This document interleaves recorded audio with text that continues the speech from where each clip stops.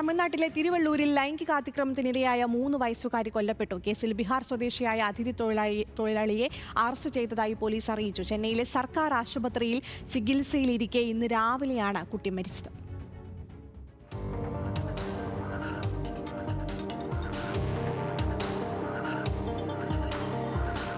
തമിഴ്നാട് തിരുവള്ളൂരിലാണ് 3 വയസ്സുകാരിയെ 19-കാരൻ പീഡനത്തിനിരയാക്കി കൊലപ്പെടുത്തിയത്.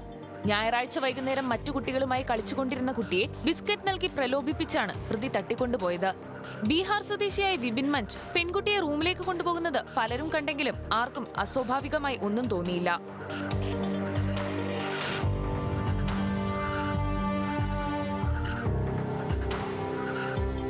എന്നാൽ വീട്ടിൽ തിരിച്ചെത്തിയതോടെ അമ്മ നടത്തിയ തെരച്ചിലിലാണ് പെൺകുട്ടിയെ സമീപത്തെ കുറ്റിക്കാട്ടിൽ അവശനിലയിൽ കണ്ടെത്തിയത്. ഉടൻ തന്നെ സമീപത്തെ ആശുപത്രിയിൽ എത്തിച്ചെങ്കിലും ജീവൻ രക്ഷിക്കാനായില്ല. ചികിത്സയിലിരിക്കെ ഇന്ന് രാവിലെയാണ് മരണത്തിന് കീഴടങ്ങിയത്.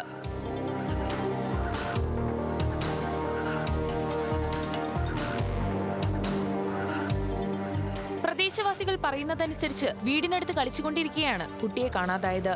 ഒരു അതിഥി തൊഴിലാളി പെൺകുട്ടിയെ മുറിയിലേക്ക് കൂട്ടിക്കൊണ്ടുപോകുന്നത് കണ്ടതായി അയൽവാസി അറിയിച്ചു.